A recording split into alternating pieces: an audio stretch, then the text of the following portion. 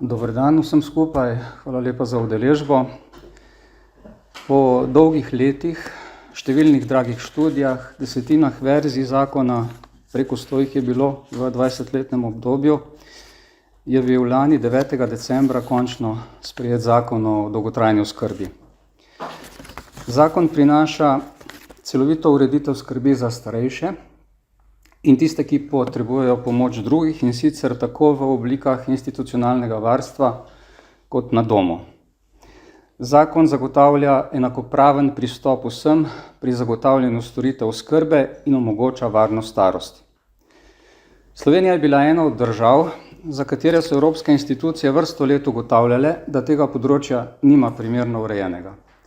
To je bil tudi eden od razlogov, da sprejem tega zakona predstavlja enega od mejnikov v načrtu za okrevanje in odpornost. Uveljavitev mejnikov pa je pogoj za dostopanje do nepovratnih evropskih sredstev iz sklada za okrevanje v višini 1,5 milijarde evrov. Zaradi pomanjkanja celovitih rešitev so v preteklosti posamezne občine, praktično skoraj vse, sprejemale ukrepe, ki so vsaj deloma reševali primanjkljaj na tem področju, predvsem za tiste, ki potrebujejo pomoč na domu. Na drugi strani, na področju institucionalne oskrbe, prejšnje vlade v obdobju 2013 do 2019 niso zagotavljale širitve mreže javnih domov za starejše. Nastal je velikanski primanjkljaj, ki se je leta 2019 meril v številki skoraj 12.000 primanjkljaja postelj v institucionalnem varstvu. To je prejšnja vlada, ki jo vodil Janez Janša, v letih 20 do 22 sprejela konkretne ukrepe v smeri krepitve javne mreže institucionalnega varstva starejših. Iz nepovratnih evropskih sredstev, ki so bila Sloveniji dodeljena julija 2020 v okviru mehanizma REACT-EU, smo za 18 domov za starejše v 10 regijah države namenili preko 90 milijonov evrov sredstev. Ta številka pomeni preko 1100 postelj z normalnim standardom v okviru javnega institucionalnega varstva. Dodatno je bilo v letih 20 in 21 preko 2 razpisov zagotovljenih preko 2300 postelj v domovih starejših pri koncesionarjih. Večina teh kapacitet je v gradnji in naj bi bile zaključene do konca prihodnjega leta, torej do konca leta 2023, kar se tiče investicij, ki so financirane iz mehanizma REACT in ostale nekje do leta 2025. Nadgradnjo oziroma dopolnitev vseh teh aktivnosti, predvsem pa ustrezno osnovo za zagotavljanje ustrezne skrbi za starejše in ostale, ki potrebujejo pomoč tako v institucijah institucionalnega varstva kot na domu, pa predstavlja zakon o dolgotrajni oskrbi, ki je bil sprejet 9. decembra lani. Prejšnja vlada se je zavedala kompleksnosti ureditve tega področja, zato je bil zakon sprejet tako, da se uveljavi oziroma prične uporabljati postopoma z enoletnim zamikom oziroma s 1.1.2023 in v drugem delu celo s 1.7.2024. Prehodno obdobje je bilo dovolj dolgo za pripravo vsega, kar je potrebno za celovito uveljavitev zakona. Potrebno je tudi povedati, da je sprejetju zakona 9. decembra lani nasprotovala celotna takratna KUL opozicija, 2 stranki, ki jo volivci niso več izvolili v parlament, stranka Alenke Bratušek in Lista Marjana Šarca, in 2 stranki, ki sta sedaj v Golobovi vladi, Socialni demokrati in Levica. No, resnici na ljubo, tudi LMŠ in SAB sta v Golobovi vladi, utopili so se v Golobovi stranki. Marjan Šarec je minister za obrambo, Alenka Bratušek nesojena ministrica za infrastrukturo. Poleg tega je bilo takrat tudi veliko posameznikov in skupin, ki so se trudili, da zakon ne bi bil sprejet. Ni jim uspelo, občutek pa je, da želijo kljub njihovemu porazu še vedno škoditi starejšim in tistim, ki potrebujejo pomoč drugih. Vkolikor temu ne bi bilo tako, bi Socialni demokrati in Levica prišli prejšnji teden v Državni zbor z novelo zakona in vanj vključili tisto, kar so predlagali lani decembra ob sprejetju zakona, pa je bilo takrat zavrnjeno, vendar tega niso storili. Namesto tega so pretekli teden poslanci Golobove koalicije Svoboda, Socialni demokrati in Levica potrdili novelo zakona, ki zamika rok uveljavitve zakona za leto dni. Novelo je vlada predlagala za obravnavo po nujnem postopku, kar je v nasprotju s poslovnikom. Dejansko pa ta zamik pomeni, da zakona nikoli ne bo. Ohranili so ga v veljavi samo zato, ker je ta zakon eden od mejnikov, kot sem prej omenil, v načrtu za okrevanje in odpornost, kar pomeni, da bi njegova odprava pod vprašaj postavila pridobivanje nadaljnjih sredstev iz sklada za okrevanje.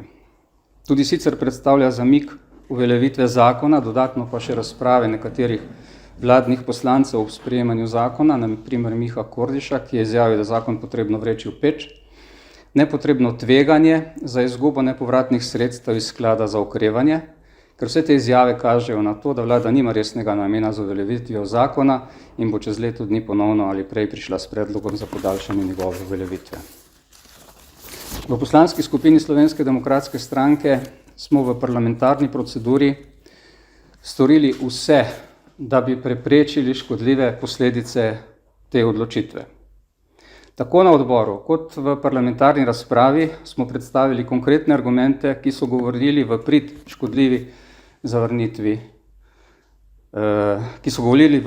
zavrnitvi škodljive novele zakona. Nasprotnih argumentov nismo slišali. Ne strani koalicijskih poslancev, ne strani državnega sekretarja na plenarnem zasedanju. Razen tega, da birokracija in Zavod za zdravstveno zavarovanje Slovenije nista pripravljena na uveljavitev zakona, kar pa seveda ni noben argument. Potrebno je tudi poudariti, da se del zakona že izvaja. Prej sem omenil področje oskrbe na domu, ki se izvaja v podpori občin, in področje e-oskrbe, ki ga kot eno od storitev tudi prinaša ta zakon, pa se že izvaja e-oskrba. Starejši dostopajo lahko do teh storitev, bila je uveljavljena preko mehanizma REACT, neodvisno od zakona, ampak predstavlja en del postopne uveljavitve tega zakona. Torej, tam, kjer so bili vzpostavljeni ustrezni napori na nivoju posameznih ministrstev v obdobju prejšnje vlade, so se izpeljale tudi aktivnosti, ki omogočajo implementacijo posameznih delov zakona. Novelo zakona, ki prinaša škodljive posledice, predvsem za starejše, se lahko zavrne torej samo na referendumu. Zato smo danes na pobudo ljudi, predvsem starejših in ob njihovi izdatni podpori, vložili preko 4500 podpisov, točno 4595 podpisov za razpis naknadnega zakonodajnega referenduma, s katerim predlagamo, da se novela zakona o dolgotrajni oskrbi, ki zamika uveljavitev zakona za leto dni, na referendumu zavrne. Pričakujemo, da bo zbiranje 40 000 podpisov odrejeno v istem roku kot za ostala dva referenduma, torej med 1. septembrom in 5. oktobrom letos. Pričakujemo tudi racionalno in gospodarno ravnanje oblasti in razpis referendumov, za katere bodo zbrani potrebni podpisi, istočasno z enimi od volitev, kjer se bomo do konca leta dvakrat, če ne celo trikrat, v nekaterih primerih mogoče tudi 4-krat podali na volišča. Vkolikor bodo podpisi zbrani, bo referendum novembra ali decembra. Ne glede na izid je naloga vlade, predvsem pa pristojnega ministrstva, da do takrat pripravi vse potrebno za uveljavitev zakona s 1.1.2023, ker sicer v primeru zavrnitve, v kar pa ne dvomimo, v mesecu dni tega ne bo mogoče storiti. Torej, ne glede na referendum, je glede na to okoliščino, ki je nastala danes, naloga ministrstva za delo in vlade, Zavoda za zdravstveno zavarovanje Slovenije, da takoj in nemudoma vzpostavijo vse potrebne postopke, da bo zakon mogoče s 1.1.2023 uveljaviti. Ob zaključku, kot sem povedal, v Slovenski demokratski stranki smo v parlamentarni proceduri storili vse za preprečitev škodljivih odločitev Golobove vlade. V okviru možnosti, ki jih imamo, tega nismo uspeli preprečiti. Sedaj so na potezi ljudje. Najprej je potrebno zbrati 40 000 podpisov, ne dvomim, da bomo v tem uspeli vsi skupaj, in potem škodljivo novelo zakona na referendumu zavrniti. Hvala.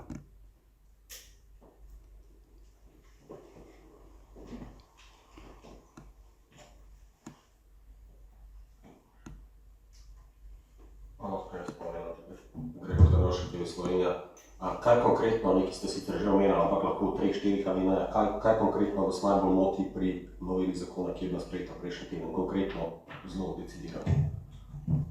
Verjetno ste si pogledali novelo zakona in v tej noveli je od 10 vsebinskih členov 9 členov, ki zamikajo letnico uveljavitve. Pomeni, da najmanj za leto dni oddaljujejo storitve ljudem, starejšim in vsem ostalim, ki pomoč potrebujejo, ki so bile lani 9. decembra uzakonjene. Zato ni nobenega razloga, razen za lase privlečenega razloga, ki je bolj birokratsko-administrativne narave in ni argument za neuveljavitev zakona. Institucije, ki jih zakon zadeva, se morajo pač na uveljavitev pripraviti, ni nobene težave pri tem. Če ste si pogledali zakon, ni nič takega, česar ne bi bilo mogoče postoriti v mesecu ali dveh. Zdaj, vlada je v to novelo dala tudi en člen, novelo 130. člena tega zakona, bolj zaradi tega, da bi po moje na nek populističen način govorili o tem, da kolikor ta novela ne bo sprejeta, pa nekateri ne bodo deležni dodatkov, ki jim gredo po novelaciji oziroma aneksu kolektivne pogodbe od 1.10.21 dalje, kar je totalen blef. Torej, ta člen je v tej noveli samo zaradi tega, ker se prolongira izvajanje zakona, drugače ga ni treba. Je prepis istega člena prejšnjega zakona in ta argument, ki je bil večkrat predvsem strani Levice, v smislu tega, če ne bo novela sprejeta, ne bo 30 milijonov evrov, je prazen. In gre bolj za zavajanje ljudi in za neko umetno ustvarjanje argumentov proti zavrnitvi novele, ki pa to niso. Tako da nobenega vsebinskega razloga ni za zamik uveljavitve. Zakon določa tako izvajalce storitev, kot storitve, ki so jih posamezni upravičenci deležni, kot prehod iz obstoječih oblik institucionalnega varstva v nove oblike, kjer se ta razmerja podaljšajo, kjer se urejajo na novo. Vse je v zakonu urejeno, določeni so viri financiranja, vsak ima pač za narediti tisto, kar je v zakonu določeno. Še eno vprašanje. Zdaj kaže se nek vzorec pač vašega delovanja, očitno to je že tretja referendumska pobuda zdaj, torej pravite, da pričakujete, da bi bili vsi referendumi skupaj z enimi volitvami. Ali bo to modus operandi vaše poslanske skupine v naslednjih 4 letih? Skratka, boste zelo aktivni v tem razpisovanju referendumov pri vsakem zakonu, ki bo pač... To je vprašanje za gospoda Goloba in njegovo koalicijo. Vkolikor ne bodo vlagali škodljivih zakonov in škodljivih novel zakona, potem ni nobene potrebe, da bi preprečevali te škodljive posledice, ki jih v parlamentu žal ne moremo, ker nimamo večine preko referendumov. Torej, to, kar me sprašujete, se nanaša na gospoda Goloba in na koalicijo, ki ob kršenju formalnih procedur, te procedure po nujnem postopku niso bile kršene samo v tem primeru, ampak tudi v številnih drugih primerih, zlorabljajo formalne mehanizme za uveljavljanje škodljivih odločitev. Če tega ne bodo počeli, potem je nobene potrebe, da se ljudje mučijo in da slabe odločitve na referendumih zavračajo. Potrebno je tudi vedeti, da odgovorna oblast mora delati v korist ljudi. Vprašajte se, ali je to, kar so naredili pri tem zakonu, ko za leto dni zamikajo uveljavitev odločitev, ki jih ljudje potrebujejo, v korist ljudi. Ali je to v korist neke starejše gospe, ki je stara 84 let in si ne more pomagati sama, nima pa je kdo dati vsak dan injekcijo, ki jo mora dobivati zaradi tega, ker je pač zdravnik to predpisal, od nje je življenjsko odvisna, dobivati jo mora vsak dan, vsako jutro 2 leti. Ta zakon to rešitev prinaša. In številne druge, da jih ne omenjam. Desetine primerov smrti v stanovanjih, zaradi tega, ker ljudje niso imeli koga poklicati, ker ni bilo e-oskrbe. Tega zdaj več ne bo. Tisti, ki je deležen storitve e-oskrbe, kar sem povedal, da se že izvaja, pa se po logiki Golobove vlade ne bi, bodo deležni neke storitve, ki jim omogoča večjo varnost. In številne druge storitve so v tem zakonu, ki gredo v prid in v korist ljudi. In vkolikor bo Golobova vlada nadaljevala s sprejemanjem takih odločitev in vkolikor jih ne bo mogoče zavrniti v parlamentu preko neke argumentirane in razumne razprave, potem ni druge poti, kot da ljudje povejo, ali se s takimi odločitvami strinjajo ali ne.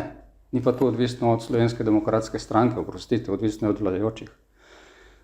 Po nujnem postopku se lahko zakon pravi oziroma poslovnik, ko gre za vojne razmere, naravne nesreče ali pa škodljive posledice za državo. Kaj od tega je bilo v tem zakonu? Nič. In številnih drugih, RTV recimo, v zakon.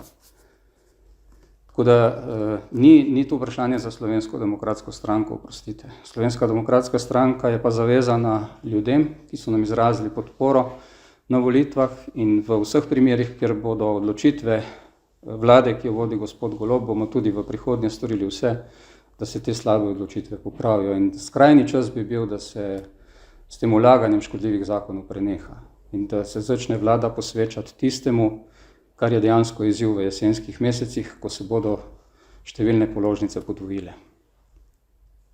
Mogoče bi ravno zato še to vprašal. Golobova vlada bo danes znižala stopnjo DDV na vse energente za ogrevanje, kakšen je pa vaš komentar na to? To smo podprli, o tem ni nobene dileme. Potrebno je pa povedati, da recimo za tem maksimiranjem cen elektrike se bodo jeseni položnice skoraj podvojile, ker se je cena elektrike in plina maksimirala na bistveno višjem nivoju, kot je ta cena danes. In da neko znižanje trošarine pri elektriki na polovico, oprostite, predstavlja 50 centov v večini primerov. Trošarine na položnici, pejte si pogledati, evro do 2. Prejšnja vlada, ki jo vodil gospod Janša, je, kot veste, za februar, marec, april znižala položnice za elektriko tam, kjer so prispevki največji, in tam se je seveda tudi najbolj poznalo.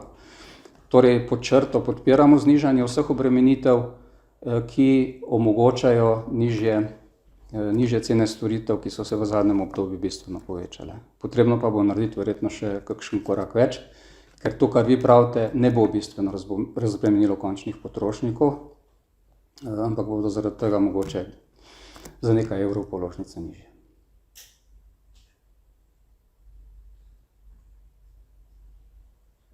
Če ni več vprašanj, najlepša hvala vsem in lepo popoldne še naprej.